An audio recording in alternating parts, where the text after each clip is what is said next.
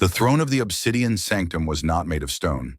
It was a living, breathing extension of the planet Ethelvora itself, a jagged outcrop of dark, semi-translucent crystal that pulsed with a rhythmic, sickly violet light. For 20 years I had sat upon this seat of power, though power was the one thing I possessed in name only. I was the High Sovereign, the Alara Val, the last scion of a lineage that had once commanded the stars with a mere flick of a finger. Now I was a decorative element, a biological centerpiece for the Exarch Council to display to the visiting dignitaries of the lesser worlds.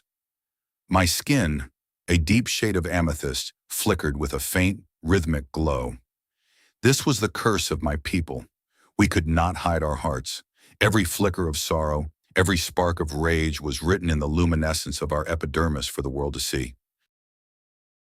I had learned the art of profound stillness, a meditative trance that kept my light dim and neutral, a mask of gray ash over a furnace of burning coals. Your radiance, the voice of Exarch Malachor, slid across the hall like oil over cold water. His skin was a polished metallic silver, the mark of those who had enhanced their biology with synthetic alloys. He stood at the foot of the dais, his eyes two orbs of sterile white light. The representatives from the Sol System Coalition have arrived. They bring their tribute. I did not blink. Behind the heavy veils of my station, my eyes scanned the delegation at the far end of the great hall. Humans, a young species, loud and frantic, their lives as brief as the flare of a dying match. They were clad in utilitarian environmental suits, the gray fabric worn and patched with industrial sealants. They looked out of place in the architectural poetry of Ethelvora, where every pillar was a symphony of light and shadow. A man stepped forward, escorted by two armored guards whose crystalline spears hummed with lethal resonance. He was unremarkable. He lacked the towering height of the Ethel Guard or the iridescent elegance of the lunar tribes. His hair was brown and cropped short, his eyes a dull, weary green that reminded me of the moss that grew in the sunless crevices of our lower canyons. He looked like a man who had spent his life in the dark, breathing recycled air and wrestling with the rusted machinery of a dying station. Presenting Jaxen Reed, the human ambassador announced, his voice echoing with a forced bravado that barely masked his fear. A specialist in thermodynamic maintenance from the Series 4 mining outpost. We offer him as a cultural liaison to the High Sovereign's court. A ripple of stifled amusement moved through the gathered nobility. A cultural liaison? They had sent a janitor, a grease monkey.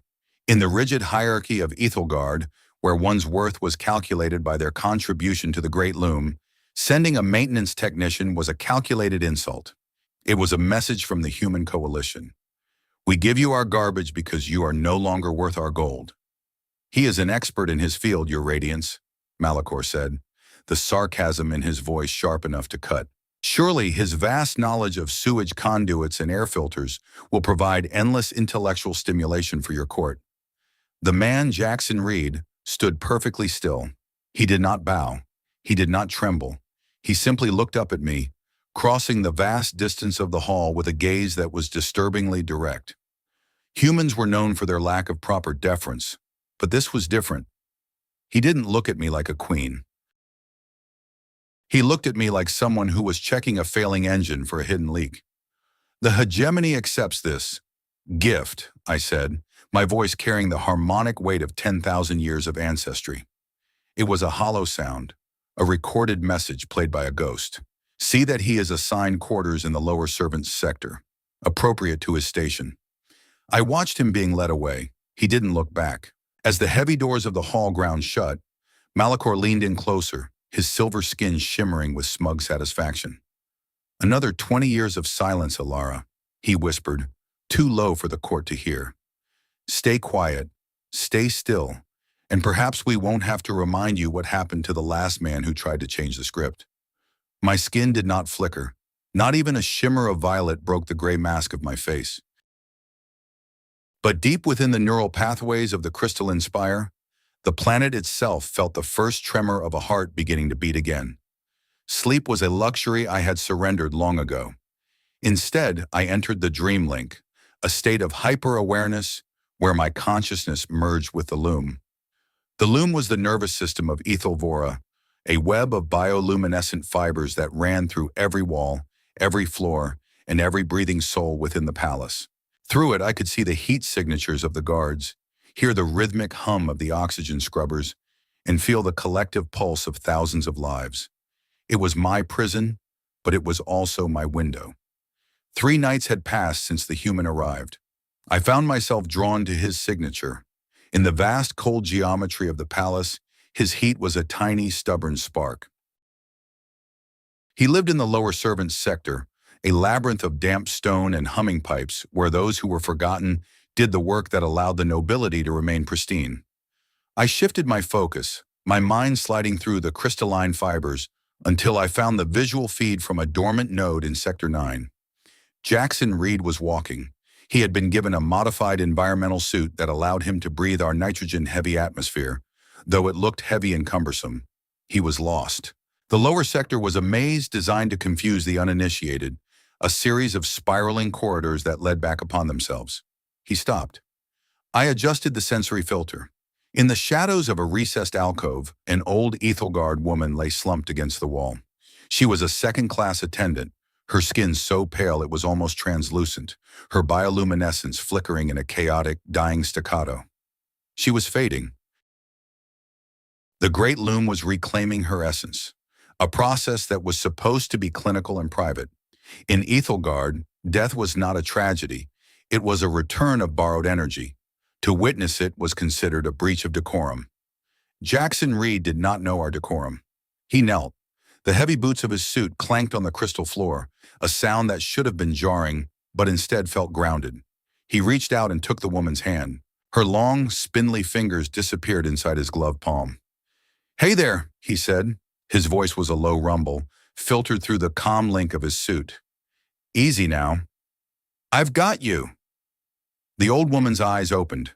They were clouded with the gray film of the end. She let out a soft, melodic trill of confusion. Why was a stranger touching her? Why was this creature of metal and fabric interfering with the order of worth? "Don't try to talk," the human whispered. "It's okay. You're not alone. I know it's dark. I know it's cold. But I'm right here." He didn't leave. For 2 hours, as the moons of Ethelvora crossed the zenith, the human maintenance technician sat on the cold floor of a forgotten hallway. He talked to her about things that made no sense. About blue oceans, about a girl named Mina who used to plant flowers in the red dirt of Mars, about the sound of rain on a tin roof. He spoke with a gentleness that was entirely devoid of purpose. There was no honor to be gained here, no status, no witness, or so he thought. I watched, frozen in the dream link. In 20 years, I had seen 1,000 deaths in this palace. I had seen nobles executed and servants recycled. Not once had I seen someone hold the hand of the dying simply because they didn't want them to be alone. In Ethelgard, a life without value was a life not worth acknowledging. When the woman finally went dark, her light vanishing into the obsidian floor, Jaxen Reed did not immediately rise. He stayed there for another 10 minutes, his head bowed. Then with a slow, practiced motion, he folded her hands over her chest and closed her eyes. "Rest easy, Grandma," he muttered. He stood up, his joints popping with a mechanical groan, and continued his walk into the darkness. I pulled my consciousness back from the loom so sharply that my physical body gasped for air in my private chambers. My skin was blazing. A violent, incandescent violet light filled the room, reflecting off the mirrored walls like a silent scream. Why? The question burned in my mind. Why would he waste his essence on a stranger? Why would a man who was sent here as an insult carry such a profound weight of empathy? I rose from my bed, the silk of my robes rustling like dry leaves. I approached the window, looking down at the spires of the city below. For 20 years, I had believed that the fire in my heart had turned to ash. I had believed that the council had won, that they had successfully extracted every ounce of humanity, or the Ethelgard equivalent, from my soul. I was wrong. Seeing that human kneeling in the dirt had cracked the hull of my indifference. I felt a surge of something I hadn't felt since Thalion died. It wasn't just rage, it was hope. A dangerous, terrifying hope that perhaps, in the vast cold vacuum of the universe, There were still things that couldn't be calculated by the order of worth. I needed to speak to him, not as a queen to a servant, not through the veils and the filters of the court. I needed to see the man who sat with ghosts. I reached for the comm crystal on my desk. Summon the human, I commanded the silent air. Bring him to my private study. Tell the exarchs it is for a linguistic briefing. As I waited, my skin began to settle, shifting from the frantic violet of a storm to a steady, glowing amber. Jaxen Reed, I whispered to the empty room. You have no idea what you've started. The shadows of the palace seemed to lengthen, but for the first time in 2 decades, they didn't feel like a shroud. They felt like a cloak, and underneath that cloak, the High Sovereign of Ethelgard was finally waking up. The private study of the High Sovereign was a sanctuary of silenced echoes. Carved from a single vein of deep-sea sapphire crystal, the room was designed to amplify the internal resonance of the soul while dampening the clamor of the outside world. Here, the great loom was a mere whisper in the walls, a faint static of 1,000,000,000,000 connected minds that I usually tried to tune out. The only light came from the floor, a soft, pulsing cerulean that responded to my footsteps, creating ripples of brilliance that followed the hem of my heavy, ceremonial skirts.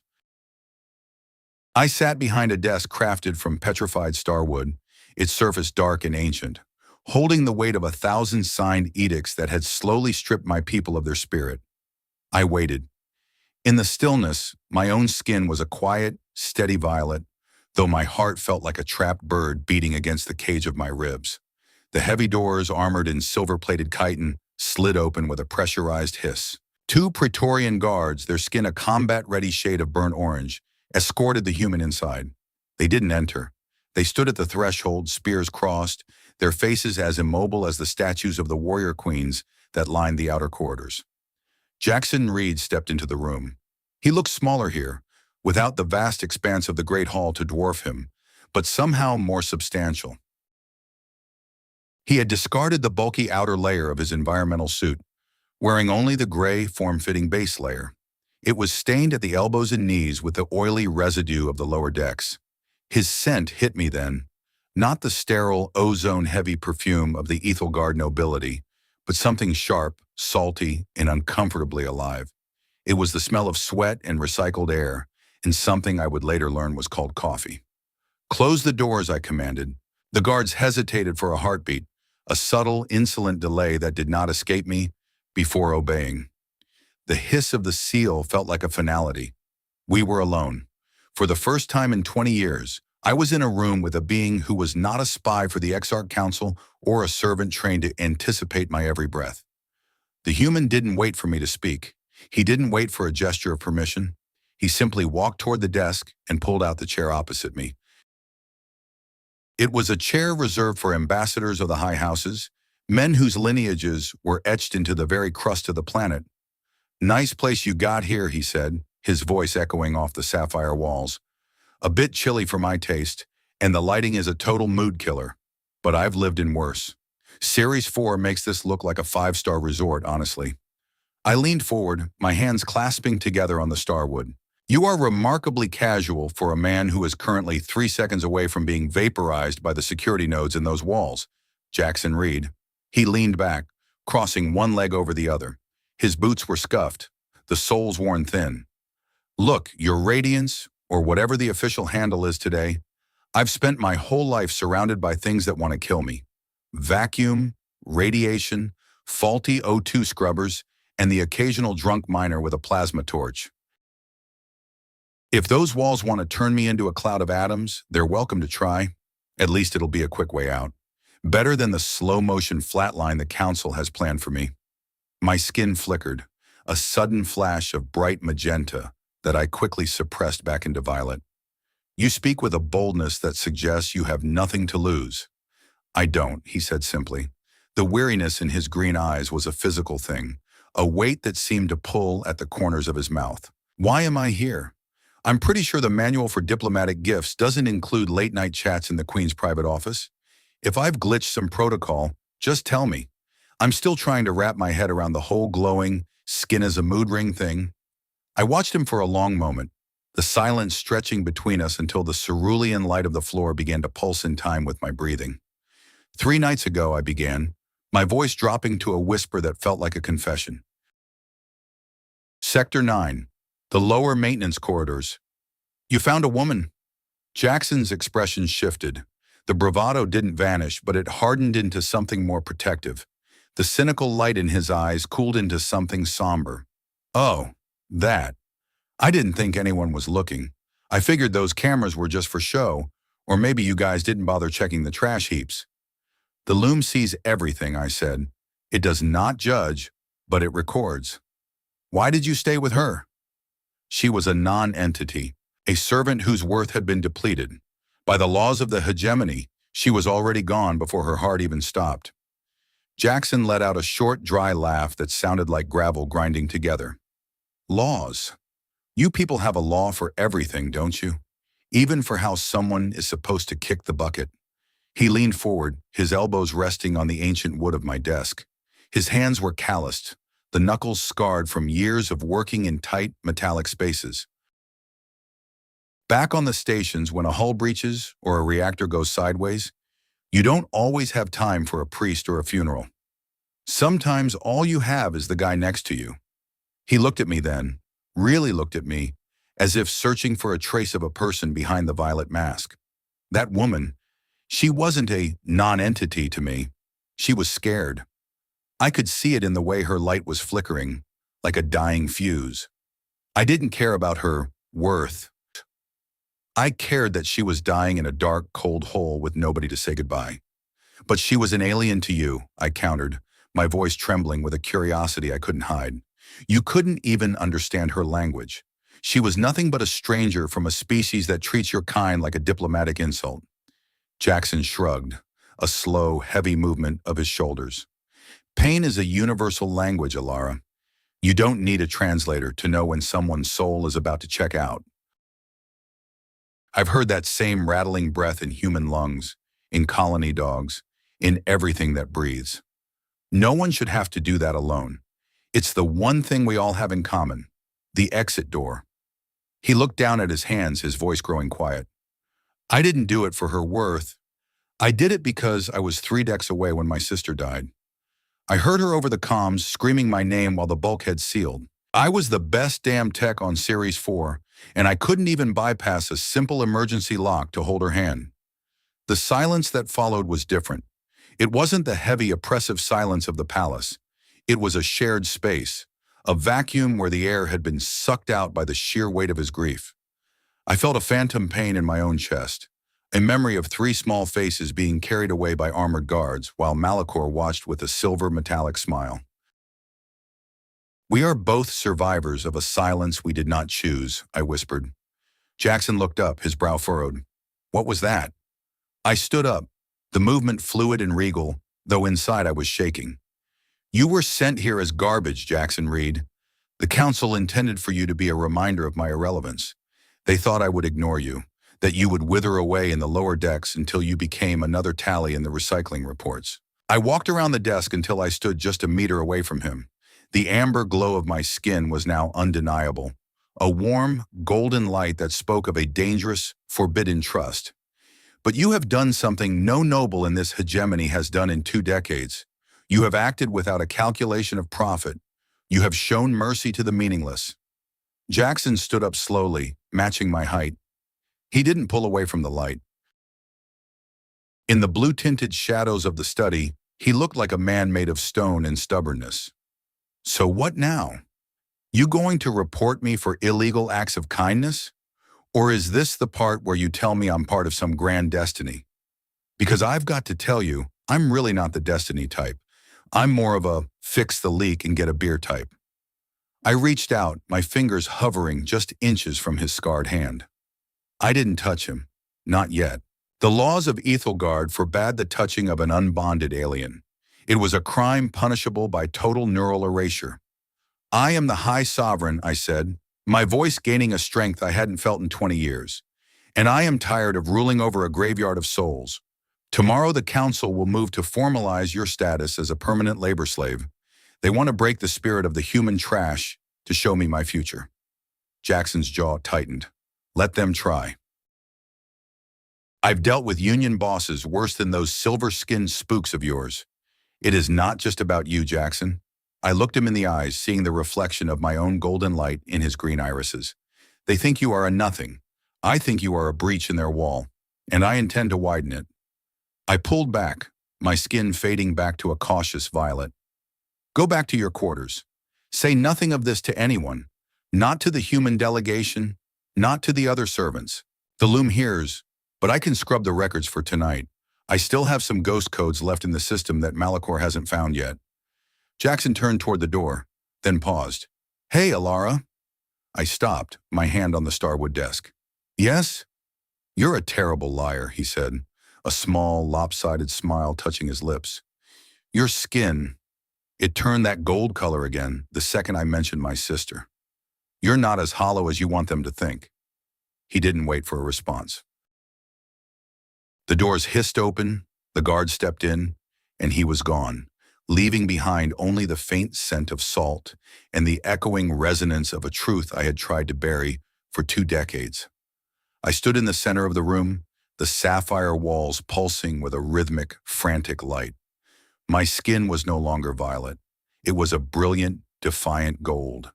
And for the first time in 20 years, I wasn't thinking about survival. I was thinking about the fire.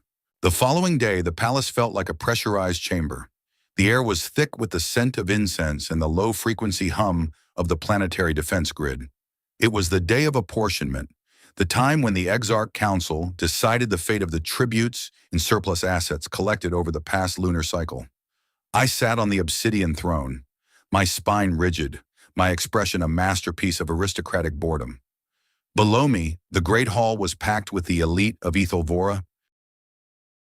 Their skins shimmered in shades of cold silver and pale blue, a sea of calculating predators waiting for the spectacle to begin. Malachor stood at the center of the hall, holding a crystalline tablet that glowed with a sterile white light. He looked up at me, his silver skin reflecting the harsh overhead beams of the spire. Your Radiance, we have reviewed the status of the human tribute, Jaxen Reed. His physiological profile suggests he is robust enough for heavy labor in the subterranean cooling vents of the primary reactor. Given the human species' high tolerance for radiation and their simplistic neural structure, we believe this is the most efficient use of the asset. A murmur of approval rippled through the hall. The cooling vents were a death sentence, a slow, agonizing dissolution of the physical form over the course of perhaps 6 months. I didn't speak immediately. I allowed the silence to hang, heavy and suffocating. My skin remained a neutral, ashen gray. Is there a problem with the efficiency of this choice, Malachor? I asked, my voice smooth and detached. None, Your Radiance, he replied, his eyes narrowing slightly. Unless the sovereign has a different use for the human, perhaps as a personal pet? The laughter that followed was sharp and cruel.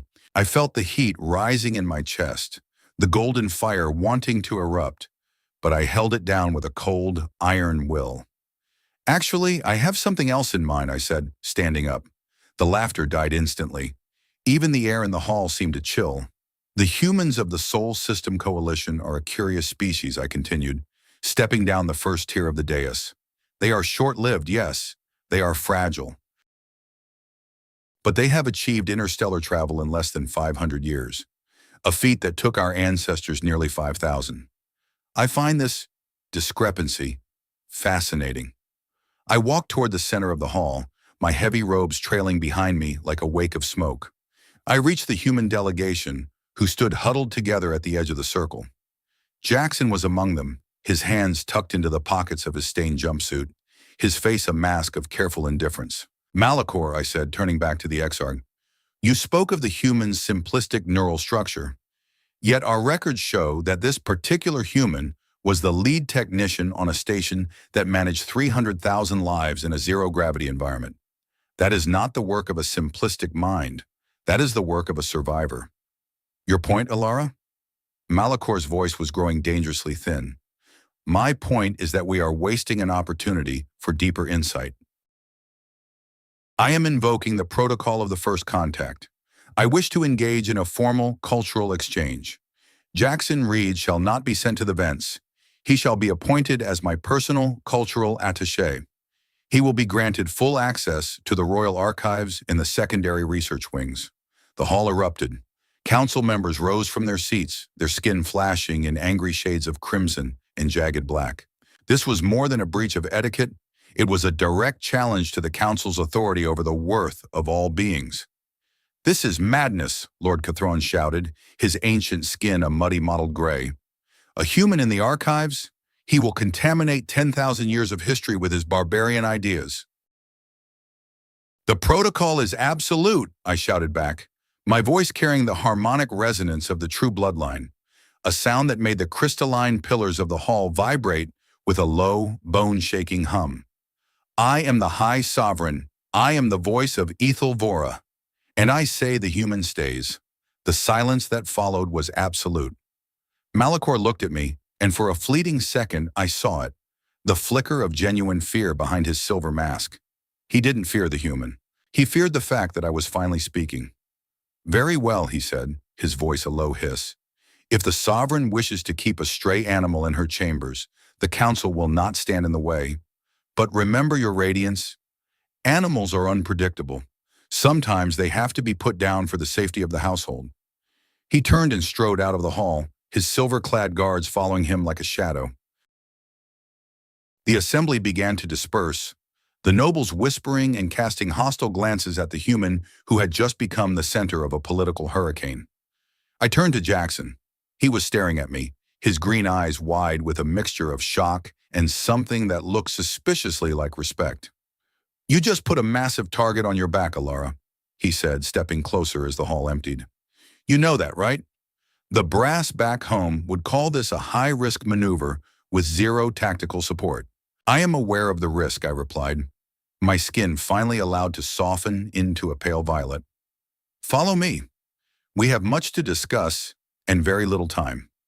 I led him through the winding passages of the palace, bypassing the main thoroughfares and taking the hidden service elevators that ran through the core of the spire.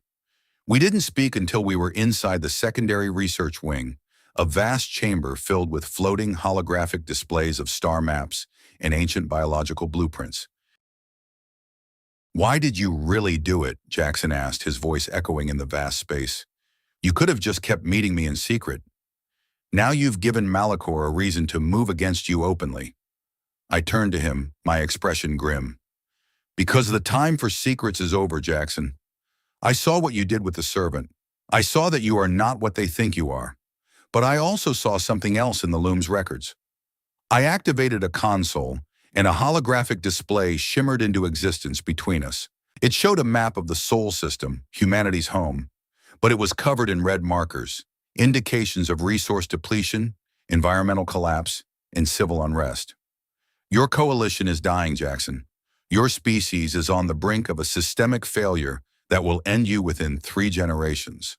That is why they sent you, not just as an insult, but as a desperate gamble." Jaxen went quiet. He walked toward the hologram, his hand passing through the red markers of Earth and Mars. "Yeah," he said, his voice flat. "It's a mess. We're scraping the bottom of the barrel for every kilojoule of energy. Series 4 wasn't just a mining outpost, it was a life raft, and it was sinking." "Then why send a maintenance technician?" I asked. "Why not a scientist, a diplomat with the power to negotiate?" Jaxen looked at me, and a grim, knowing light filled his eyes. "Because scientists are expensive, and diplomats are liars. The coalition didn't want a negotiation, Alara. They wanted a canary in the coal mine. They wanted to see if the hegemony was as invincible as it looked from the outside." He stepped closer to the console, his fingers moving over the controls with a surprising familiarity. "You Ethelgard think you're so advanced, so perfect. But your tech, it's all biological, isn't it? It's all tied to the loom. It's all tied to the emotional and physical state of your people." He looked at me with the intensity that made my skin hum. "I'm not just a janitor, Alara. Back on Series 4, my job was to find the cracks in the hull before the atmosphere vented. I was the guy who could hear a microfracture through 3 meters of reinforced steel." He reached into the collar of his jumpsuit and pulled out a small, metallic disc. It was crude, utilitarian, and looked completely out of place in the elegant room. This is a bootleg quantum link. It's not human tech, not exactly. We found it in a wreck out past the Oort cloud. Something old, something that didn't use light or emotion to function. I stared at the disk. It felt cold, a dead weight in the air. What does it do? It bypasses the loom, Jaxen whispered. It doesn't use the worth system. It doesn't care if you're a queen or a servant. It's just logic. It's just math. He looked around the research wing, his eyes scanning the ancient archives. The coalition sent me here to find out if your empire was actually solid, or if it was just a beautiful shell held together by a puppet queen and a bunch of silver-skinned bullies. They wanted to know if the loom had a kill switch. I felt a chill that had nothing to do with the temperature of the room. Does it? Jaxen looked back at me, his expression softening for a brief second. I don't know yet, but I know this. Malachor isn't just trying to control you, Ilara. He's trying to replace the loom with something else, something synthetic, something that doesn't feel pain. I thought of Malachor's silver skin, the metallic gleam in his eyes. He is becoming the thing he wants to rule, I whispered. Exactly, Jaxen said. He's a hard point in a system that's supposed to be fluid, and if he succeeds, he won't need a queen. He won't even need the people.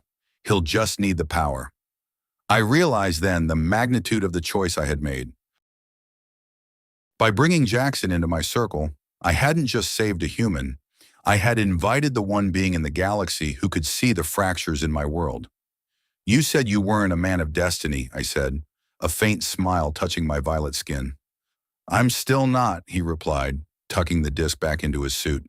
I'm just a guy with a wrench who hates seeing things break when they don't have to. He looked at the hologram of his dying home, then back at me. So what's the plan, boss? Do we keep playing the protocol game, or are we going to start digging for some real answers? I looked at the vast, shimmering archives of my ancestors, the 10,000 years of history that was now at risk. I looked at the man who had sat with a dying stranger because it was the right thing to do. We dig, I said, and we pray that what we find is worth the fire. The cerulean light of the floor pulsed once, a steady rhythmic beat. It was the sound of a countdown. For the first time in 20 years, the High Sovereign of Ethelgard wasn't just sitting on a throne. She was standing her ground.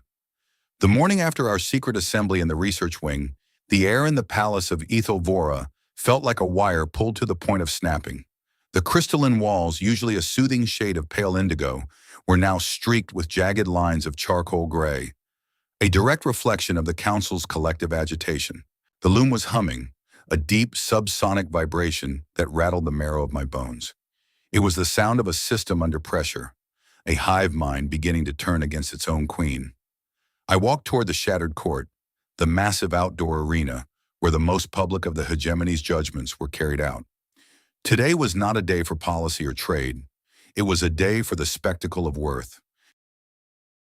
Malachor had called for an emergency purge, a process where those deemed functionally depleted were stripped of their biological link to the loom and returned to the dust of the planet.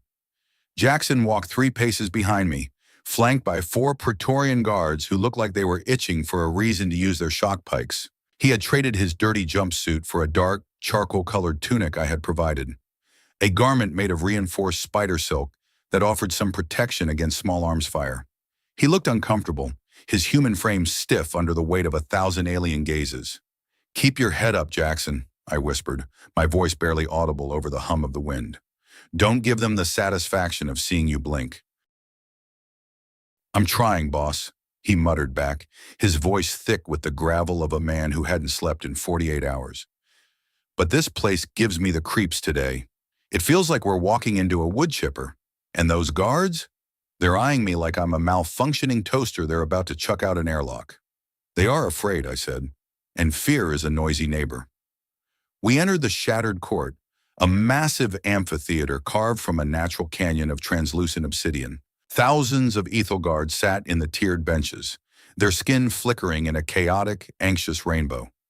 At the center of the arena stood Malachor, his silver skin gleaming under the harsh light of the twin suns. Beside him stood a small group of prisoners, servants, technicians, and a few low-ranking nobles who had fallen out of favor. Among them was a young girl, barely 16 cycles old. Her skin was a sickly, faded lavender, and she was shaking so violently that her knees were knocking together. She was a bioscribe, one of the thousands who spent their lives translating the thoughts of the loom into readable script. She had been accused of dissonance, the crime of having thoughts that did not align with the hive's harmony. "High Sovereign Alara Val," Malakor's voice boomed, amplified by the resonant crystals of the court. "You arrive at a fortuitous time. We were just beginning the ritual of extraction. This one," he pointed a metallic finger at the trembling girl, "has been found wanting. Her neural patterns are erratic. She is a parasite upon the collective grace of the hegemony." I felt Jaxen tense behind me. I could hear his heart rate accelerating, a rapid-fire thumping that I could feel through the soles of my feet via the loom. "What's her crime, Malakor?" I asked, my voice cold and echoing. "She felt sorrow for the human," Malakor sneered, his silver face contorting in a mask of pure contempt. "She was caught weeping in the archives after your little display yesterday. She claimed that the human's lack of light was lonely. Such empathy is a rot, Ilara. It is a biological error that threatens the stability of our entire civilization." The girl looked up at me, her eyes wide with terror. She didn't beg. She didn't speak. She simply stood there, waiting for the end. "Extraction is the law for those who cannot harmonize," Malakor continued, raising his hand toward the neural disruptor pylon at the center of the court. "Do you wish to witness the correction, Your Radiance? Or would you prefer to hide in your study with your pet and pretend the universe isn't a cold, hard place?" "Wait," Jaxen said, stepping forward before I could stop him. The guards immediately lowered their pikes, the tips humming with lethal electricity. Jaxen didn't flinch. He walked past them, his eyes fixed on the silver-skinned exarch. "You're going to kill a kid because she felt bad for me?" Jaxen's voice was low, but it carried through the silent arena like a gunshot. "That's the big plan? That's how you run a 10,000-year-old empire? By acting like a bunch of schoolyard bullies with high-tech toys?"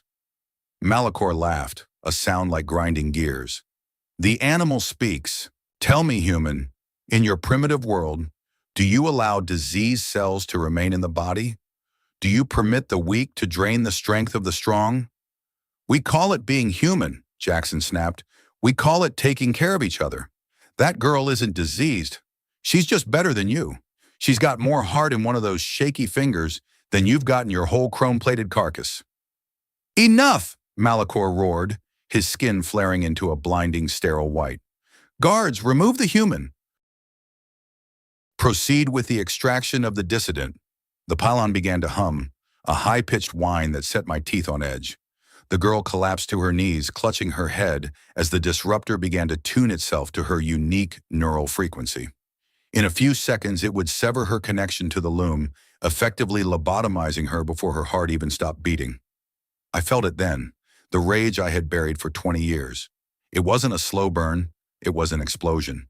It started at the base of my spine and surged upward, a tidal wave of golden fire that ignored every protocol, every law, every chain I had ever worn. I didn't think. I acted. I raised my hand, and for the first time in 2 decades, I reached out to the origin code, the ancient primal language of the planet that existed beneath the layer of the loom. I didn't ask for permission. I commanded, "Stop." The golden light erupted from my skin so brightly that the entire arena was washed in the color of a dying star. The neural disruptor pylon didn't just turn off, it shattered. The crystalline structure erupted in a shower of sapphire shards, the energy backflowing into the system with a roar that shook the very foundation of the canyon.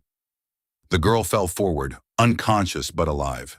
The silence that followed was terrifying. Thousands of ethel guards shielded their eyes, their own bioluminescence dampening in the face of my brilliance.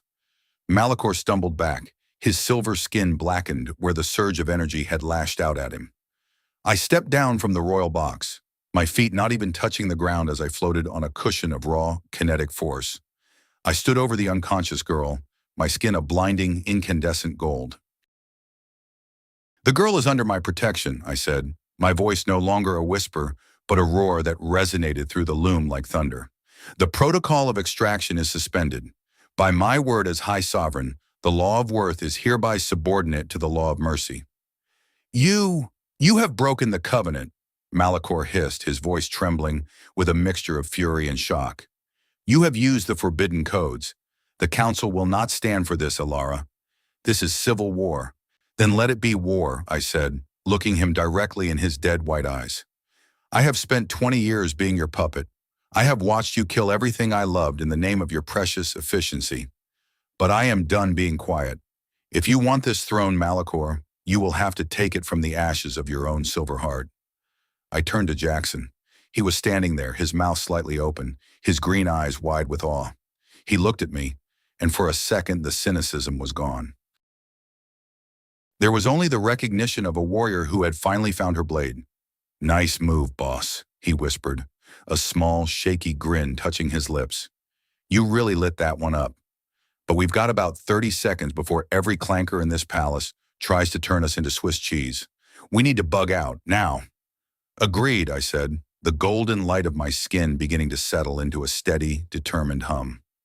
I scooped up the unconscious girl with a flick of my wrist, her body floating beside me. We turned and ran, not back toward the palace, but toward the deeper tunnels, the places where the loom was thin, and the ghosts of the past were the only things that remained. Behind us, the shattered court erupted into chaos.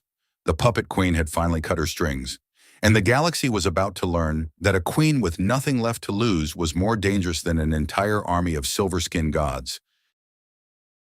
The air in the deeper tunnels was cold and smelled of wet stone and ancient dormant machines. These were the sublevels, a part of Ethelvora that even the Exarch Council rarely visited. Here the crystalline walls were not smooth and polished.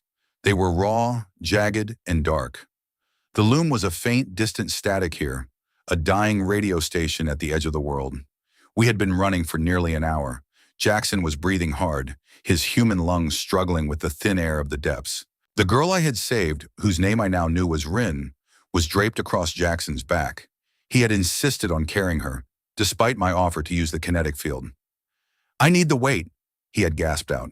Keeps me grounded, keeps me from floating away into that golden light show of yours. We finally reached a massive circular door made of dull, non-reflective lead. It was a relic from the pre-loom era, a time when my ancestors built with metal and muscle instead of light and thought. I placed my hand on the center of the door, and the ancient tumblers groaned as they recognized the genetic signature of the Val lineage. Where are we? Jaxen asked as the door slid open with a sound like a mountain moving. The Hall of Echoes, I said, stepping inside. The room was vast, a cathedral of shadows illuminated only by the faint blue glow of stasis pods that lined the walls. Hundreds of them, thousands, stretching into the darkness. This was the graveyard of the Val line, the place where the memories of my people were kept in a fragile, frozen state. It's a tomb, Jaxen whispered, his voice hushed. A high-tech mausoleum. It is a library of what we used to be, I said, walking toward a central pedestal. Before we became a hive, before we traded our individual souls for the efficiency of the collective. I activated the central console, and a holographic display shimmered into life. It wasn't a star map or a technical blueprint. It was a series of images, moving, living memories. A man appeared in the center of the room.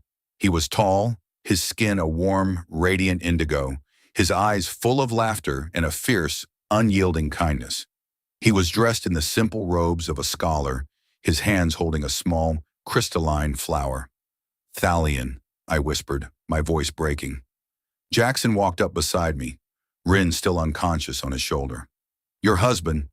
My bonded mate, I said. He was a gardener of ideas. He believed that the Ethelgard were meant for more than just order. He believed we were meant for beauty. He was the one who taught me that the loom was a tool, not a god.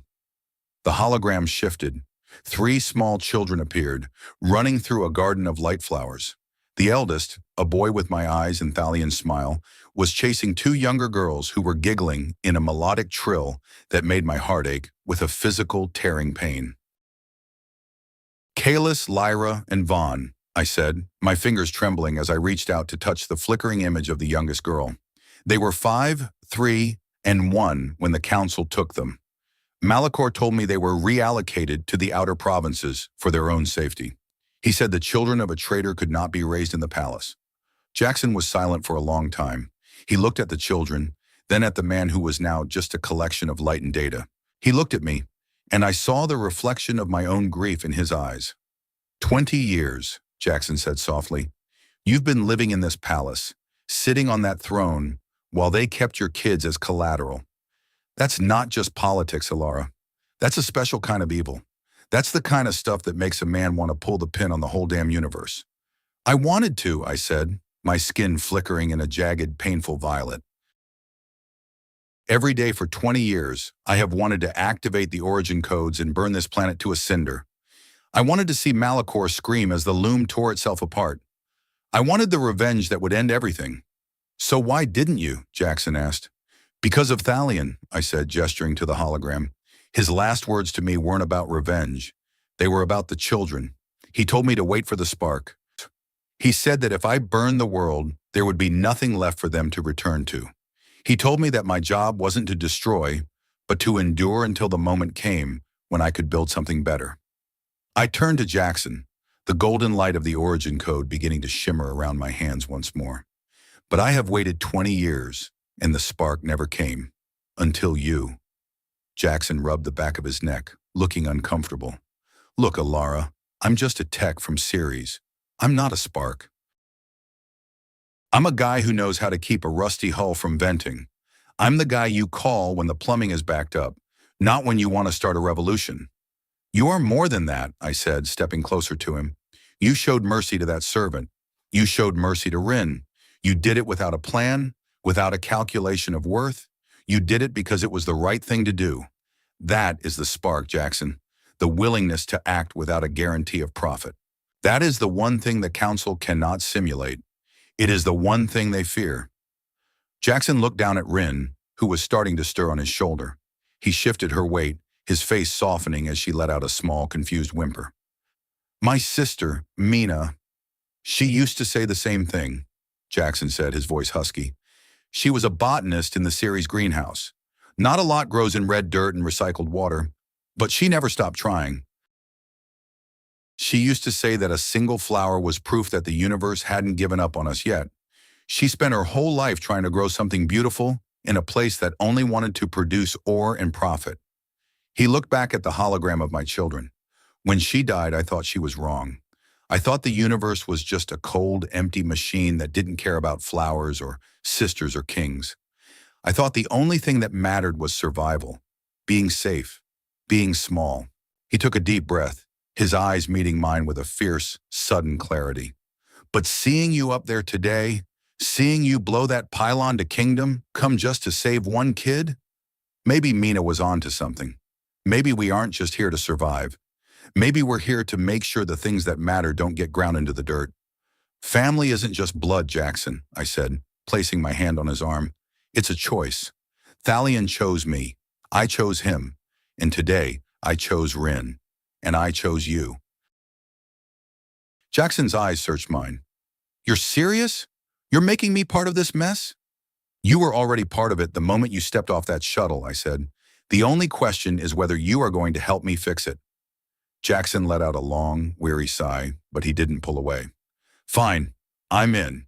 But I'm telling you now, my version of fixing things usually involve a lot of grease, a lot of swearing, and a very large wrench. If we're going to take down Malachor and his silver-skinned stuffed shirts, we're going to need more than just golden light. We're going to need a plan that doesn't involve us getting blown to smithereens. I have a plan, I said, turning back to the console. The Hall of Echoes isn't just a tomb, it's the control hub for the secondary power grid. The one the Council hasn't touched in a century. From here, we can bypass the loom. We can send a message to the outer provinces. We can find my children. And then? Jaxen asked. And then, I said, my skin flaring into a brilliant, steady gold. We show this empire that the High Sovereign has returned, and we give them a choice. They can stay in the dark, or they can step into the light. Rin groaned then, her eyes fluttering open. She looked up at Jaxen, then at me, then at the glowing holograms of a family she had never known. She didn't scream.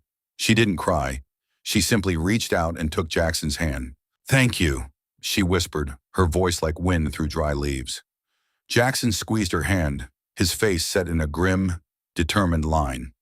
"Don't mention it, kid. We're just getting started.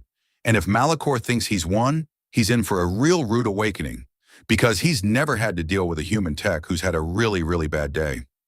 I looked at the three of us, a broken queen, a weary technician, and a dissident child. We were an unlikely army, a collection of fragments and ghosts. But as we stood together in the shadows of the Hall of Echoes, I felt a strength that was greater than the loom, greater than the council, greater than the planet itself. We were a family, and we were finally ready to fight. "All right, boss," Jaxen said, adjusting Rin on his shoulder. "Lead the way.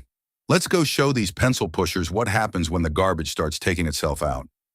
I smiled, a real, genuine smile that felt like the first sunrise after a 20-year night. I turned and walked toward the console, the golden light of my skin leading the way into the darkness. The work of building was about to begin, and for the first time in my life, I wasn't afraid of the fire.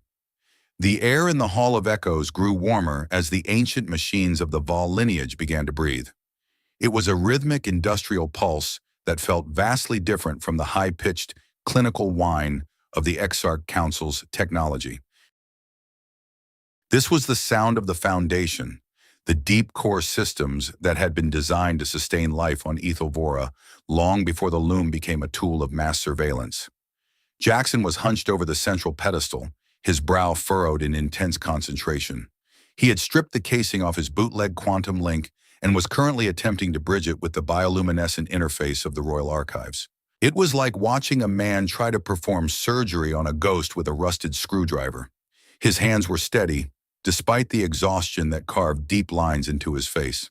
"I've got to tell you, Alara, your ancestors were some serious gearheads," Jaxen muttered, his voice echoing in the vast, darkened cathedral of stasis pods. "The way they map these neural pathways, it's not just code, it's poetry, but it's messy. It's like someone tried to build a supercomputer out of vines and heartbeat sensors. If I crosswire the wrong node, we're going to have a serious case of blown fuses, and I don't mean the kind you can just swap out." "The Vol did not build for efficiency alone, Jaxen," I replied, standing near the edge of the light as I watched Rin sleep on a makeshift bed of ceremonial tapestries. "They built for resonance. They believed that a system that did not feel would eventually turn on its creators. It seems they were right." Jaxen let out a low whistle, his fingers dancing over a series of floating, golden glyphs. "Well, they weren't kidding about the resonance. This grid is totally foobar in some places, but the core is still humming. I've found the bypass. It's a back door the size of a hangar bay." Malachor's silver-skinned goons have been so focused on the upper-level encryption that they forgot about the basement. Classic mistake. They think the old ways are just junk, so they don't bother guarding the scrap heap. "Can you send the message?" I asked, stepping closer. The golden light of my skin was a soft, steady glow now, no longer the frantic, blinding explosion of the shattered court. Jaxen looked up, his green eyes reflecting the shimmering data. "I can give you a megaphone that'll reach every corner of the outer provinces. But once I flip the switch, we're a sitting duck. The second this signal hits the loom, Malachor is going to know exactly where we are. We won't have more than maybe 15 minutes before the Praetorians start knocking on the front door with something a lot heavier than shock pikes." "Then we make those 15 minutes count," I said. I moved to the center of the pedestal, feeling the ancient crystal beneath my palms. I closed my eyes and reached out, not with the cold command of a queen, but with the raw, aching honesty of a woman who had been silenced for 20 years. I felt the connection snap into place. The Hall of Echoes groaned as it became a giant transmitter, funneling my consciousness into the planetary relay. Jaxen tapped a final sequence on his disk. "Punch it, boss. The channel is open." "Come on, people of Ethelvora," my voice began. It was not just a sound. It was a ripple in the bioluminescence of every home, every factory, and every starship in the hegemony. I did not speak of laws or mandates. I spoke of Thalion. I spoke of the children who had been stolen. I spoke of a girl named Rin who was almost murdered for the crime of empathy. I am Elara Vol, and for 20 years I have been as much a prisoner as any slave in the mines. The council tells you that worth is the only measure of a life. They tell you that kindness is a disease. But look at your queen. Look at the fire that has been hidden from you. We are not a hive of cold silver. We are a people of light and shadow, of love and loss. I felt the response through the loom, a massive, chaotic surge of emotion from millions of souls. There was fear, yes, but beneath it, there was a dormant spark of recognition. I felt the outer provinces, the places where the council's grip was weakest, beginning to shimmer with a defiant violet light. The council has betrayed the covenant, I continued. They have turned our gift into a cage. But today I choose a different path. I choose the man they sent as an insult. I choose the children they stole. I choose you. If you still believe in the soul of Ethel Vora, stand with me. Do not burn your world in rage. Build it anew in mercy. Signals dropping! Jaxen shouted, his voice strained. The council is slamming the shutters. They're flooding the relays with white noise. We're losing the link. I pushed harder, pouring every ounce of my essence into the final words. The spark is here. Do not let it go out. The hologram flickered and died. The Hall of Echoes plunged back into a dim, cerulean gloom. I slumped against the pedestal, my skin fading to a weary, bruised purple. You did it, Jaxen said, his hands shaking as he disconnected his link. The whole galaxy just heard you. Every clanker from here to the rim is probably scratching their head, wondering what just happened. That was some heavy lifting, Elara. It was just words, I whispered, my heart racing. Words are easily forgotten. Not when they're wrapped in a sun, Jaxen countered. He moved toward Rin, who had been startled awake by the energy surge. Hey, kid. You okay? That was just your new mom being awesome. No need to worry. Rin looked at me, her lavender skin glowing with a newfound strength. I heard you, she said. Inside my head. It felt like the first time I ever saw a sunrise. I reached out and brushed a stray lock of hair from her forehead. We have to move, Rin. Malakor's coming. Where do we go? Jaxen asked, his eyes darting toward the heavy lead doors. We can't just keep playing hide-and-seek in the basement. Eventually, they're going to start flooding these tunnels with neurogas or just collapse the whole sector. The heart of the palace, I said, my voice hardening. The primary spire. Malakor has been hiding something there. Something that allows him to control the loom even when the Vol bloodline is dormant. If we can seize the primary relay, we can dismantle the council's control for good. The spire? That's like a suicide run, Jaxen said, though he was already checking the charge on the small pulse welder he had scavenged. It's the most heavily guarded spot on the planet. We'll be walking right into the lion's den. Then we go in as more than just fugitives, I said. We go in as a family, and we go in with the truth. Jaxen looked at me for a long moment, then let out a sharp bark of a laugh. All right, why the hell not? I was getting bored with the quiet life anyway. Let's go kick some silver-plated butt. We moved out of the Hall of Echoes, leaving the ghosts of the past behind. As we navigated the twisting, dark corridors toward the spire, I felt a new sensation through the loom. It wasn't the cold, rhythmic hum of the council. It was a flickering, uneven pulse, the sound of a people beginning to wake up. But as we approached the central lift, a sudden, jagged spike of pain shot through my mind. It was a signal I hadn't felt in 2 decades. It was sharp, cold, and carried a signature that made my blood freeze in my veins. Elara? What is it? Jaxen asked, catching me as I stumbled. The children, I whispered, my eyes wide with a terrifying realization. Malakor, he isn't just holding them. He's using them. What do you mean, using them?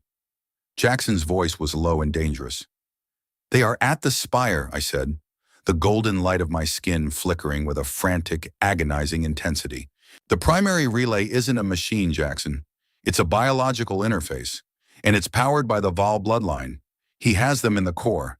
He's been using their innocence to fuel his tyranny. Jaxen's expression transformed. The cynicism, the humor, the weariness, All of it vanished, replaced by a cold, incandescent fury that matched my own. He tightened his grip on his pulse welder, his knuckles white. "That's it," he said, his voice flat and terrifyingly calm. "No more games. No more protocol. We're going to that spire, and we're going to tear that silver bastard limb from limb." I looked at him, and I knew then that the lesson had been learned. Courage wasn't the absence of fear. It was the decision that something else was more important. And for Jaxen Reed, the technician from a dying world, the safety of a family he had chosen was more important than his own life. "To the spire," I said. And as we stepped into the lift, the golden light of the origin code began to roar once more. The ascent to the primary spire was a blur of violence and light. We didn't sneak. We didn't hide. I used the raw power of the origin codes to rip through the security bulkheads, my golden radiance acting as both shield and spear. Jaxen was a whirlwind of motion beside me, using his knowledge of the palace's technical vulnerabilities to disable the automatic turret arrays and bypass the environmental seals. He moved with a gritty, efficient grace, his human slang punctuating the sounds of combat like a staccato drumbeat. "Got a clanker on the left. Punch it," he'd shout, ducking as a plasma bolt hissed over his head, or as he jammed a bypass chip into a security panel. "This whole system is a total cluster bomb. Who built this? A bunch of blind squirrels?" Despite the chaos, he never let go of Rin's hand. He kept the girl shielded between us, a small island of lavender light in a sea of golden fire and silver steel. We finally reached the apex chamber, the highest point of the Ethelgard hegemony. It was a circular room with walls of transparent diamond, offering a view of the entire capital city of Ethelvora. Below us, the city was in turmoil. Fires of violet and gold were erupting in the streets as the people began to rise against the council's enforcers. The message had been heard. The rebellion had begun. But at the center of the chamber sat something that made the fires below look insignificant. It was a massive, crystalline sphere, 20 meters in diameter, suspended in a web of silver metallic cables. Inside the sphere, suspended in a thick, amniotic fluid of shimmering light, were three figures. They were small, their skin a pale, translucent indigo, their eyes closed in a dreamless sleep. My children, Kalis, Lyra, and Vaughn. They hadn't aged a day in 20 years. They were frozen in a state of perpetual childhood, their neural patterns being harvested by the silver cables that pierced their skin and fed into the planetary relay. "Oh God," Jaxen whispered, his voice cracking as he stared at the sphere. "He's got them in a loop, a biological battery. He's using their developmental energy to stabilize the loom." "Welcome your radiance," a voice echoed from the shadows. Malachor stepped out from behind the sphere. He was no longer the elegant exarch I had known. His silver skin had been replaced by a chaotic lattice of synthetic alloys and raw, exposed circuitry. He looked like a man who had tried to turn himself into a machine and failed midway through. His eyes were now glowing red orbs, devoid of any biological light. "You are late for the final bonding, Alara," Malachor said, his voice a distorted, metallic rasp. "I had hoped you would arrive before the children reached their threshold, but no matter. Their sacrifice will ensure the stability of the hegemony for another 10,000 years."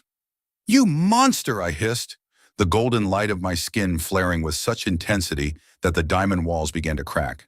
"Release them. Now!" "And let the Empire fall into chaos?" Malachor laughed, a sound of grinding metal. "The Val bloodline is the only thing that can keep the loom from collapsing under the weight of 10 billion individual thoughts. Your husband, Thalion, understood that. He volunteered to be the first pilot of the new system. When he realized what it would cost, he grew weak. He tried to sabotage the core. I had to terminate him to save the world." The truth hit me like a physical blow. Thalion hadn't been executed for treason. He had been murdered because he wouldn't let Malachor use him as a battery. And when he was gone, Malachor had turned to our children. "He didn't volunteer," I roared, my voice carrying the weight of 20 years of grief. "You stole him! You stole all of them!" I surged forward, a spear of golden light forming in my hand. But Malachor was ready. He tapped a command on his arm console, and the silver cables around the children began to glow with a sickly red light. One step closer, Ilara, and I will increase the harvest rate, Malachor warned. The surge will vaporize their neural cores in seconds. You might kill me, but you will be the one who finishes them. I stopped. The golden light of my skin flickered and died, replaced by a cold, hollow gray. I fell to my knees, the spear of light vanishing into the floor. That's it, Malachor sneered. The pathetic sentimentality of the Vol. Always choosing the few over the many. Always choosing love over efficiency. That is why you were never fit to rule. Jaxen stepped forward, his face a mask of cold, hard stone. Hey, Chrome Dome, you're forgetting something. Malachor turned his red gaze on the human. And what is that, animal? Humans don't play by your rules, Jaxen said. He held up his bootleg quantum link, which was currently humming with a strange, dark energy. You think you've got this place locked down because you control the loom. But I've been digging in your basement, remember? I found the old math, the stuff that doesn't care about your bloodlines or your silver cables. What are you doing? Malachor demanded, his voice showing the first hint of alarm. I'm doing what I do best, Jaxen said, his fingers flying over the controls of his disk. I'm finding the crack in the hull. You've tied your whole synthetic soul to that sphere. You've made yourself the primary node. But a node is just a fancy word for a single point of failure. Stop him, Malachor roared to his remaining guards. The Praetorians surged forward, but Rin, the girl I had saved, stepped in their path. Her lavender skin flared with a sudden, unexpected brilliance, a resonance she had picked up from me in the tunnels. She didn't fight with weapons. She fought with the loom itself, confusing their sensors and slowing their movements with a sheer wall of empathetic feedback. I've got the bypass, Jaxen shouted, his voice strained with effort. Ilara, I can't cut the cables. That'll kill the kids. But I can ground the feedback. I can turn you into a lightning rod. If you channel the origin code into the sphere, I can use the quantum link to filter the energy so it only hits the synthetic parts. It'll fry Malachor's control without touching their brains. It will kill you, Jaxen, I cried, looking at the crude device in his hand. The backflow will be more than a human can handle. Jaxen looked at me, and in that moment, he didn't look like a weary technician. He looked like a man who had found his purpose. He looked like family. Maybe, he said, a small, sad smile touching his lips. But like I said, no one should have to die alone. And I'm not letting these kids spend another second in that tank. Do it, Ilara, now! I looked at my children, then at the man who had taught me that survival wasn't enough. I made the choice, not for the empire, not for the throne. I made the choice for love. I reached out and grasped the silver cables with both hands. I didn't hold back. I poured every ounce of the origin code into the system, a torrent of golden fire that roared through the chamber. Jaxen screamed as the energy hit the quantum link, his entire body jerking with the force of the feedback. But he didn't let go. He held the disk against the sphere, his skin turning a ghostly, translucent white as he acted as the filter for the gods. Malachor shrieked as the golden fire backflowed into his synthetic body. The alloys began to melt, the circuitry exploding in a shower of sparks. His red eyes flickered and went dark as the loom rejected him. The collective consciousness of Ethelvora finally recognizing the parasite in its midst. With a final, ear-splitting crack, the sphere shattered. The amniotic fluid spilled across the diamond floor, and the three children tumbled out, their silver cables falling away like dead snakes. I caught them in a cushion of golden light, pulling them toward me, weeping as I felt their small, warm hearts beginning to beat with their own rhythm for the first time in 20 years. Jaxen! I screamed, turning toward the center of the room. The human was slumped against the pedestal, the quantum link a melted lump of slag at his feet. His skin was pale, his breathing shallow and ragged. Rin was already beside him, her small hands holding his scarred palm. I rushed to his side, the golden light of my skin fading to a soft, healing amber. I placed my hand on his chest, feeling the stuttering, fragile beat of his human heart. Don't you dare, I whispered, my voice thick with tears. Don't you dare leave us now, Jaxen Reed. He opened his eyes, the green irises cloudy and distant. He looked at me, then at the three children who were now waking up, their eyes wide with confusion and wonder. Did we fix it? He wheezed. a faint bloody cough racking his frame. "We fixed it," I said, pulling him into my arms. "The kids are safe. Malakor's gone. The Empire's waking up." "Good," Jaxen whispered, his head lolling against my shoulder. "That's good. I told you. I'm a pretty good tech. When I've had a bad day." His eyes closed and his body went limp. "No!" I cried, the golden light of my skin erupting in a frantic, desperate pulse. Rin looked at me, her lavender skin glowing with a steady, peaceful light. "He's not gone, Alara. I can feel him. He's just quiet. He's resting." I held him close, my children huddled around us, their small hands reaching out to touch the human who had saved them. Outside, the suns of Ethelvora were beginning to rise, their light reflecting off the diamond walls of the spire. The city below was still in turmoil, the future was still uncertain, and the cost of our victory was still being tallied. But as I sat there, surrounded by the family I had chosen, I knew that Malakor had been wrong. Love wasn't a weakness. Mercy wasn't a disease. They were the only things that could truly build a world worth living in. I looked at Jaxen, the human nobody who had taught a queen how to be a woman again. "Stay with us," I whispered into the quiet air. "The stars haven't burned out yet, and we still have so much to build." The golden light of the origin code settled into a warm, constant hum, the sound of a heart finally at peace. The fire was no longer a weapon of destruction, it was a beacon. And as the people of Ethelvora looked up at the spire, they didn't see a puppet or a tyrant. They saw a mother, a family, and the first light of a new day. The silence that followed the collapse of the primary relay was not the absence of sound, but the presence of an immense, collective breath. The high-pitched scream of the loom had vanished, replaced by a low, steady thrum that felt like the heartbeat of the planet itself. The apex chamber, once a sterile cathedral of synthetic control, was now a ruin of shattered diamond and cooling metal. Smoke drifted in lazy spirals from the spot where Malakor had stood, his silver skin nothing more than a memory etched in the scorch marks of the floor. I sat on the ground, my heavy warplate feeling lighter than it had in decades. Kalis, Lyra, and Vaughn were huddled against me, their small bodies trembling as they tried to process a world that wasn't a dreamless sleep. Their bioluminescence was erratic, flickering in shades of soft lavender and confused amber, but it was their own. It was a private light, no longer harvested for the machinery of an empire. Jaxen lay several meters away, his head resting in Rin's lap. The girl was humming a low, wordless tune, her hands glowing with a soft, healing pulse that she had somehow learned to channel. I looked at him, the human technician who had traveled across the void only to find himself the lightning rod for a goddess's wrath. His face was pale, his breathing shallow, but his eyes were open, tracking the slow movement of the clouds beyond the shattered diamond walls. "You're a real piece of work, you know that?" Jaxen rasped, his voice a dry whisper that barely carried over the hum of the ventilation. "You told me you were going to build, but you really have a knack for the wrecking ball part." I let out a soft, shuddering laugh, the first one I had felt in my throat since before the children were taken. "I believe I promised not to burn the galaxy, Jaxen. I said nothing about sparing the furniture of a tyrant."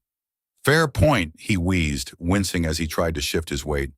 "Rin, kid, take it easy on the glow sticks, all right? I think my internal wiring is already pretty well fried. I don't need a top-off just yet." Rin didn't stop, her eyes fixed on the scars on his hands. "You saved them," she whispered. "You saved the little ones." "Nah," Jaxen muttered, his gaze drifting toward my children. "Your mom did the heavy lifting. I just put a wrench in the works. Standard maintenance procedure. When the system is rigged, you just gotta ground the circuit." I stood up, helping my children to their feet. They looked at Jaxen with a mixture of awe and uncertainty. To them, he was a creature of myth, a being without light who had somehow commanded the fire. Kalis, the eldest, stepped forward, his indigo skin shimmering with a cautious curiosity. He reached out a small hand, touching the rough fabric of Jaxen's sleeve. "Is he a god?" Kalis asked, his voice a melodic trill that made my heart ache. "No, little one," I said, kneeling beside them. "He is a human, and he is a friend.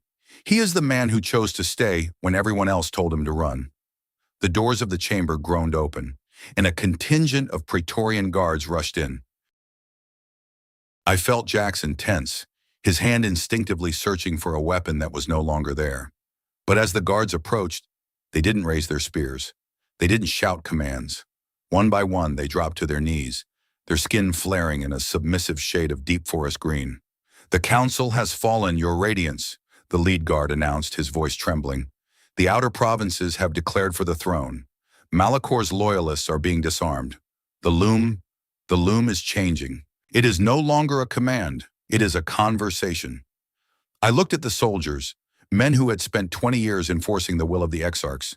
My first instinct was to lash out, to use the lingering fire of the origin code to punish them for their silence, for their complicity in the theft of my life. The rage was right there, a hot golden coal in the center of my chest. It would be so easy to burn them.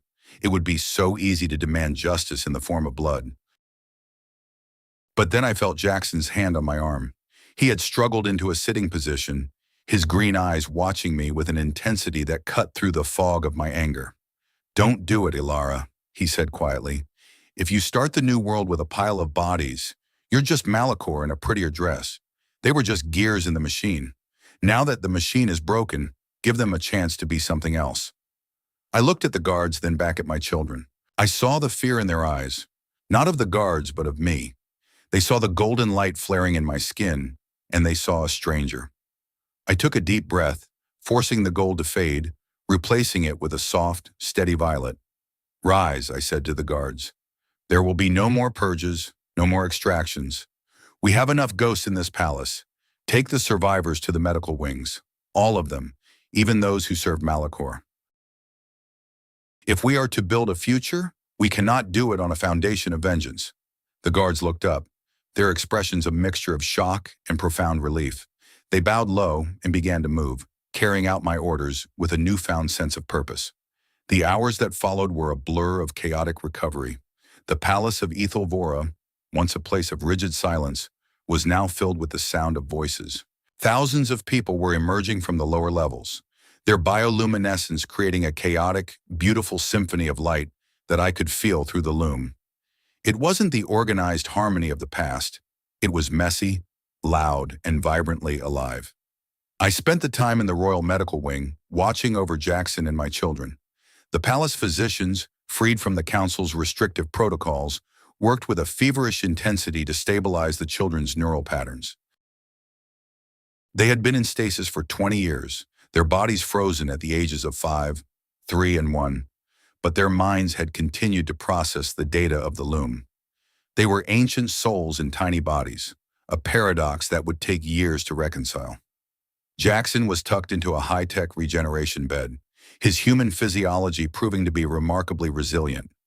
He had suffered internal burns and neural shock, but the doctors were confident he would recover.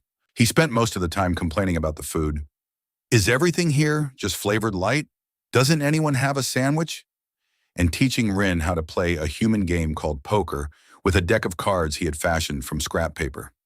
"You're cheating, Jaxen," Rin said, her skin glowing with a mischievous pink. "I can feel your pulse when you lie." "That's not cheating, kid. That's just a biological disadvantage for you," Jaxen countered, grinning as he scooped up a pile of crystal pebbles. "In a square deal, you gotta learn to mask that light of yours. Think of it as maintenance for your soul." I sat by the window, watching the twin suns set over the city. The fires had been extinguished, replaced by the steady warm glow of a people who were finally beginning to breathe. I felt a presence beside me and turned to see Kalis, my eldest son. He was looking out at the city, his small hand gripping the ledge. "Is it always this loud?" he asked. "It hasn't been for a long time," I said, pulling him into my lap. "But it should be. The world isn't supposed to be quiet, Kalis. It's supposed to be a song." "The human says the song has too many wrong notes," Kalis whispered. "The human is right," I smiled. "But that's why we have to keep singing. So we can find the right ones together." I looked back at Jaxen, who was currently trying to explain the concept of a bluff to a group of confused royal attendants. He looked ridiculous, a battered human in a room full of elegant aliens. But he fit. He was the piece of the puzzle we didn't know we were missing. the grit that allowed the machine to actually move. Conflict was still brewing in the distance. The transition of power would be difficult. There were still those who clung to the old ways of worth, and there were human factions who would be suspicious of this new alliance. There would be trials and debates and the long, slow work of healing a fractured culture. But as I watched my son look out at the horizon with hope in his eyes, I knew that the hardest part was over. We had survived the fire. Now we just had to learn how to live in the light. 6 months had passed since the night the spire nearly fell. The palace of Ethelvora had been transformed. The jagged obsidian edges of the council's reign had been smoothed away, replaced by open gardens and communal spaces where the light of the loom was shared equally among all. The order of worth had been abolished by royal decree, replaced by the covenant of connection. We were no longer measured by what we could produce, but by how we supported the lives around us. I stood in the high garden, a place that had once been Thalion's pride. It was a terraced expanse of silverleaf trees and flowers that hummed with a soft, melodic resonance when the wind caught them. For 20 years, this garden had been a graveyard of dead dreams. Now it was a nursery of hope. I wasn't wearing my war plate today. I was wearing a simple robe of indigo silk, the same color as the sky at twilight. My skin was a steady, peaceful violet, though it often shifted to a warm gold when my children were near. I watched Jaxen as he worked on a fountain at the center of the garden. He was covered in grease, his human jumpsuit a roadmap of stains and repairs. He wasn't using the elegant, biological tools of my people. He was using a heavy metallic wrench he had brought from Series 4. He was humming a human tune, something about a long road and a home far away. "You're doing it again, Jaxen," I said, walking toward him. "You're trying to fix something that isn't broken." Jaxen looked up, wiping a smear of oil from his forehead. "It's not broken, Alara. It's just inefficient. Your techs had this thing running on a pure neural link. If the person looking at the fountain gets a headache, the water stops flowing. That's a total glitch in the system. I'm just installing a manual bypass, a little mechanical insurance so the flowers don't go thirsty just because someone's having a bad hair day." I smiled, leaning against the stone basin of the fountain. "You and your manual bypasses. You've spent 6 months trying to turn my palace into a human mining station. Hey, it works, doesn't it?" Jaxen grinned, his green eyes bright with a vitality I hadn't seen when he first arrived. "Besides, the kids love it. Kalis is already a better grease monkey than half the apprentices back on Ceres. He's got a real feel for the torque. Must be that royal blood." Kalis and Lyra were a few meters away, helping Rin plant a new batch of light ferns. They were growing, their bodies finally catching up to the years they had lost in stasis. They were no longer the silent batteries of a tyrant. They were children, loud and messy, and full of questions that I often didn't know how to answer. "The human ambassadors are arriving tomorrow," I said, my expression turning serious. "The formal signing of the Convergence Treaty. It's a big step, Jaxen. The first official alliance between our worlds." Jaxen dropped his wrench into his toolbox with a heavy clank. "Yeah, I heard. The big brass from Earth are coming in their shiny suits, ready to talk about trade routes and mineral rights. They're going to be disappointed when they realize you're more interested in talking about poetry and soul bonding." "They will learn," I said, "just as I did." Jaxen stepped closer, his scent of salt and sweat a familiar comfort. He took my hand, his calloused fingers interlacing with mine. His skin didn't glow, but I could feel the warmth of his heart through his palm, a steady, honest beat that was more reliable than any bioluminescence. "Are you happy, Alara?" he asked, his voice soft. I looked around the garden, taking in the sight of my children, the healing light of the city below, and the man who had stood by me when the galaxy was burning. I thought about the woman I had been 6 months ago, a puppet on a throne of shadows, a queen who had forgotten how to feel. "I am not just happy, Jaxen," I said. "I am whole. For 20 years, I thought I was a fragment of a person, a broken mirror reflecting a lost past. But you showed me that a fragment can still be a seed. You showed me that even the smallest spark can reignite a sun." I let go of his hand and walked toward the edge of the terrace, looking out over the sprawling beauty of Ethelvora. The twin suns were low on the horizon, painting the sky in shades of crimson and gold. I felt the loom humming in the background. No longer a cage, but a bridge. In the quiet of the evening, I found myself looking back on the long, dark road that had brought me here. I remembered the day Thalion died, the cold silver of Malakor's smile, and the crushing weight of a crown that felt like a funeral shroud. I remembered the silence that had stretched for 20 years, a silence I thought would never end. I used to think that power was about control, about the ability to command the light and bend the world to my will. I thought that survival was a solitary act, a wall you built around yourself to keep the pain out. But as I stand here today, watching a human technician fix a fountain in a garden of alien light, I realize how wrong I was. True power isn't found in the fire that destroys, but in the mercy that builds. It is found in the choice to see the humanity in a stranger, to hold the hand of the dying, and to forgive those who have wronged us, not because they deserve it, but because we deserve peace. I spent 2 decades waiting for someone to save me, only to realize that the key to my cage was in my own hands. I just had to be brave enough to turn it. Humanity. They are such a strange, fragile species. They live for a heartbeat and then they are gone. They have no light of their own, no collective mind to guide them, and yet they carry a fire that can illuminate the darkest corners of the universe. Jaxen Reed didn't have a royal bloodline or a seat on a council. He was a maintenance technician with a scuffed jumpsuit and a heavy heart. But he chose to matter. He chose to act. And in doing so, he reminded me that family isn't something you are born into. It is something you build, one choice at a time. I look at my children and I see the future. It won't be perfect. There will be more glitches in the system, more leaks in the hull, more days when the darkness feels like it might win. But we have the tools now. We have the resonance, and we have each other. I turned back to Jaxen, who was watching me with a quiet, knowing smile. He didn't say anything. He didn't have to. The connection between us was a language that didn't need words or light. "Jaxen," I called out. "Yeah, boss?" "The human ambassadors. Do you think they brought any of those sandwiches you're always talking about?" Jaxen laughed, a loud, joyful sound that echoed through the garden. "God, I hope so, Alara. For your sake, I really hope so. Because if I have to eat one more bowl of flavored light, I'm going to start a revolution of my own." I laughed with him, the sound blending with the melodic trill of the light flowers and the distant hum of the city. I walked back to him, taking his hand once more. We stood there together as the suns dipped below the horizon, the first stars of a new era beginning to twinkle in the deepening blue. I often wonder about the stories we tell ourselves, the ones that say we are defined by our losses or our titles. I spent so long believing I was just a queen without a kingdom, a mother without her children. But I have learned that we are more than the things that are taken from us. We are the sum of the hands we hold and the small kindnesses we offer when the world isn't looking.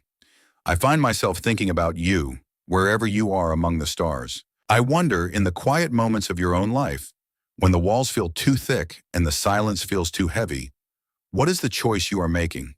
Are you waiting for a queen to save you, or are you looking for the person whose hand you can hold in the dark? Because I've learned that the greatest thing any of us can be isn't a ruler or a warrior or a god. It's a bridge. It's the person who stays when everyone else leaves. It's the choice to love in a universe that tells you it's a waste of time. What is the one choice you could make today? Not for profit, not for status, but simply because no one should have to be alone in the dark? I looked down at the fountain.